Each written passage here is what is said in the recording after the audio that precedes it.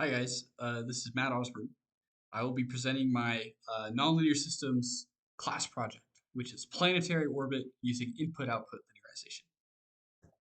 So the problem is pretty simple-ish. I would like to take a satellite from maybe a suborbit or an outer orbit. I'd like to control the satellite into a circular orbit around a planet. So let's take a look at the dynamics. The dynamics are pretty simple. We have a x, y, theta state, and then we keep track of the derivatives, the x dot, y dot, theta dot.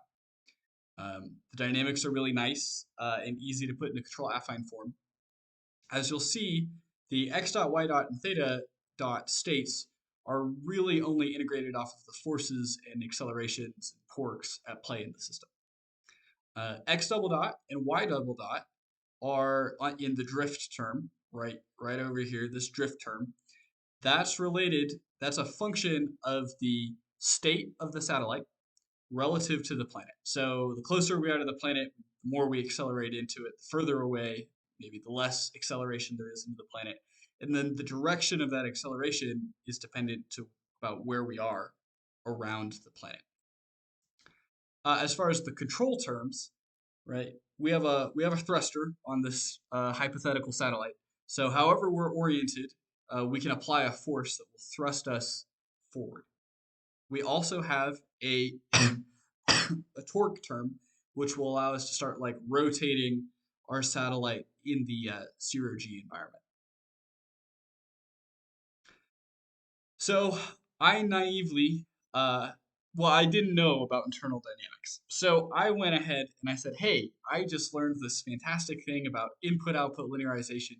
What could possibly go wrong with this? And I followed the strategy to control unicycles that we learned about. So I took my satellite, I extended out a distance b, and I found this little red point. And I said, that is the output.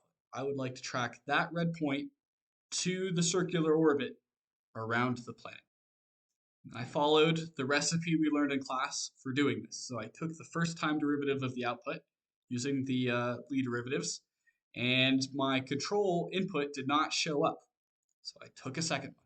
I went again, and I got this drift term again, and then I also got another control term in that second derivative of the output. So then what I did is I said, okay, I'm gonna have a new variable z, which is gonna be the stacked output and the output derivative. Then it's really nice because if you take the derivative of z, all of a sudden this takes the form of a linear system, right? So it's a function. So z dot is a function of a times z plus b times v, where v is equal to that second derivative of the output. What I then go ahead and do is I follow the recipe we learned for controls. The fundamental control strategy is I define some error, which is zref minus z, or z minus zref, doesn't really matter. Just got to keep the sign straight. And then I assumed that the reference has the same dynamics as our state. And then I simplified and I said a plus bk times z minus zref is equal to error dot. We just have to solve for that gain using SciPy, the LQR strategy we learned, right? Then what we get to do is we get to come back and input that into our control law to actually solve for the forces and the torques that we're going to need to track that reference point. And the results are great. They're also terrifying. So what you see is the results. The blue path that you see cycling around and around and around, that is the satellite's true position. The green path is that output dot that we were trying to track the entire time. And then that little orange piece that you see peeking out is the actual circular orbit path that we were trying to follow. So that looks, interesting. It's even more interesting when we pop open the hood. So you can see that the output error is actually, trends to 0. But you can see on the states, our x and our y wobble around the path. Our x dot and our y dot really, really, really oscillate around the path. Then when we take a look at our rotational states, we feel scared inside because there's some serious, intense forces at play internally, right? So what happens is from the beginning, a hard torque is applied to get us rotating at a certain speed. And then what happens is the satellite just turns the thruster on, just sets it at this constant value, and it leaves it there for the entire rest of its time orbiting. And so what's happening is it's tracking to the path, it gets on the path, starts rotating at a certain velocity, and it picks a force and a velocity so that when it just leaves it on, it will just magically track around circle after circle around the orbit. So I don't know about you. I would not like to be in that satellite. That sounds nauseating. But I didn't know about internal dynamics, so I attempted a pseudo inverse attempt. So what I said was, okay, great. Uh, that didn't work so well. Um, what if I just took the output as all of my states, and then the derivative of the output is just the derivative of all of my states? I'm going to stack those together into some z again. And this time, right, the drift term is the literal drift term pulled right off the dynamics. Same thing with the g term.